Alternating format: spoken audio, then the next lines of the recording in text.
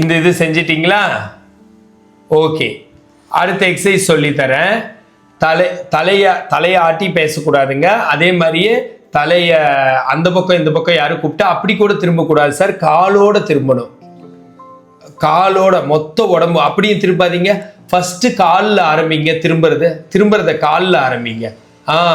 கால் டோட்டலாக காலோட திருப்பிடுங்க. டோட்டலாக திரும்புங்க ஒரு தடவை.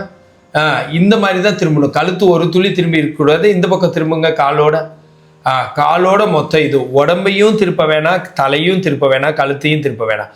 கால்லையே டோட்டலாக திரும்பிக்கணும். ஒரு பொம்மையாட்டம் தான் இருக்கணும். அது எதுக்குன்னா உடனடியாக வலியை குறைக்கிறதுக்கு. அதே மாதிரி தலையை ஆட்டி ஆட்டி பேசுறது, அதை கொஞ்ச நாளைக்கு அவாய்ட் பண்ணும். இப்போ கழுத்து திருப்புறது கெட்ட பழக்கணும், தலையாட்டுறது கெட்ட பழக்கணும் சொல்ல. ஆனால் பெயின் இருக்குது, அதை குறைக்கணும். அப்போ இதெல்லாம் செஞ்சால் கொஞ்சம் ஸ்ட்ரெயின் ஆகிறத குறைச்சி உடனடியாக பெயினை குறைக்க முடியும். நம்ம எக்ஸசைஸில் உடனடியாக பெயினை குறைச்சிட்டு அப்புறம் எக்ஸசைஸ் எல்லாம் பண்ணி நல்லா ஸ்ட்ரென்த் ஆனதுக்கப்புறம் எந்த வேலை வேணாலும் நம்ம செய்யலான்னு வச்சுக்கோங்களேன். ஜெயந்தி உங்களுக்கும் தான். நல்லா இந்த எக்ஸசைஸ் பண்ணிட்டீங்கல்ல, மேலே வரைக்கும் 10 வரைக்கும், கீழே 10 வரைக்கும். அது வந்து விஸ்க்குன்னு இப்படி பண்ணக்கூடாது. டக்குன்னு கொஞ்சம் பொறுமையாக தூக்கணும். 10 வரைக்கும் வச்சுருக்கணும். பொறுமையாக கீழே போடணும். நீங்களும் சார் அது மாதிரி பொறுமையாக டோட்டலாக இப்படி போயிடக்கூடாது. ஏன் ஒவ்வொரு எக்ஸசைஸும் தெளிவாக நிறுத்தி நிதானமாக சொல்கிறேன்னா, அரை மணி நேரம் ஒரு எக்ஸசைஸ் தெரிஞ்சுக்கிட்டாலும் அந்த கரெக்டாக செஞ்சால் தான் நல்ல ரிசல்ட் இருக்குது. நம்ம அவசரமாக அடுத்தடுத்த எக்ஸசைஸ்க்கு போனோம்னா நல்ல ரிசல்ட் இருக்கிறது இல்லை. ஸோ அதனால் பொறுமையாக செஞ்சிட்டிங்களா? ஜெயந்தி அடுத்த எக்ஸசைஸ்க்கு போகலாங்களா? ஓகே. அடுத்த எக்ஸசைஸ்க்கு போகலாங்களா? ஓகே. அடுத்தது என்னன்னு கேட்டால், இப்போ ஃபஸ்ட்டு, செகண்டு, தேர்டு முடிச்சிட்டிங்க, ஃபோர்த்தும் முடிச்சிட்டிங்க. ஃபிஃப்த்து என்னன்னு கேட்டால், இப்படி விரல் சேர்த்துக்கோங்க. விரல் நுனியை சேர்த்துக்கிட்டு இப்படி கீழே வைக்காமல் மேல் தலையில் வச்சுக்கோங்க. மேல் தலையில் வச்சுக்கிட்டு 1 இப்படி சேர்த்துறது 10 கவுண்ட்ஸு. இப்படி சேர்த்துறப்போ தப்பித்தவரி கூட கழுத்து பிடிச்சி இப்படி இழுத்துடக்கூடாது. தலை நேராக தான் இருக்கணும். இல்லை சேர்த்தாம கூட இருக்கலாம். சேர்த்த முடிஞ்சால் சேர்த்துங்க, முடியாட்டி சேர்த்த வேணாம். ஆனால் தலையை பிடிச்சி இழுத்துடக்கூடாது. இந்த மாதிரி 1 1 2 3 4 5 6 7 8 9 10. இது 1 1 2 3 4 5 6 7 8 9 10. இந்த மாதிரி தான் செய்யணும். பாருங்க, விரல் நுனி இப்படி இருக்கணும். மேல் தலையில் பின்னாடி மேல் தலையில் இருக்கணும். மேலே போயிடக்கூடாது. பின்னாடி மேல் தலை. திரும்ப 2 1 2 3 4 5 6 7 8 9 10.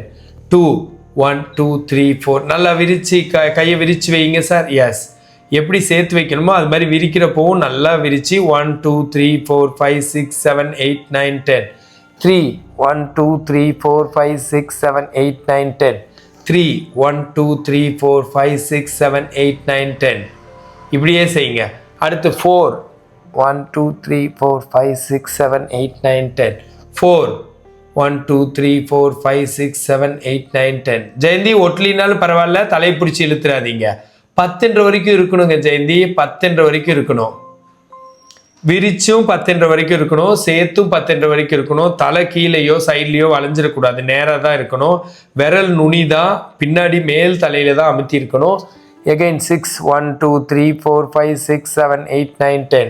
எகைன் 6 1 2 3 4 5 6 7 8 9 10. அடுத்தது 7 1 2 3 4 5 6 7 8 9 10. அடுத்தது 7 1 2 3 4 5 6 7 8 9 10. இந்த மாதிரி தான் இருக்கணுங்க. 1 1 2 2 3 3 அந்த மாதிரி சேர்த்துறது 10 வரைக்கும் வச்சிருக்கிறது. கையை விரித்து 10 வரைக்கும் வச்சிருக்கிறது. இந்த மாதிரி தான் ஃபாலோ பண்ணணும். இதில் இது மாதிரி 3 செட்டு செய்யலாம். நீங்கள் ஒரு செட்டு தான் செய்யணும்னு இல்லை, 2வது செட் 3வது செட் செய்யலாம். இப்போ ஒரு 7 தடவை தானே செஞ்சுருக்கிறீங்க. 2வது 3வது செய்யுங்க. ஜெயந்தி உடனே எடுக்கிறீங்க. 10 என்ற வரைக்கும். ஜெயந்தி நான் சொல்கிறதையே கேட்கறது இல்லை. 10 என்ற வரைக்கும்.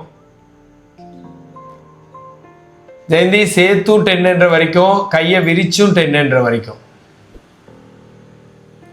செய்யுங்க.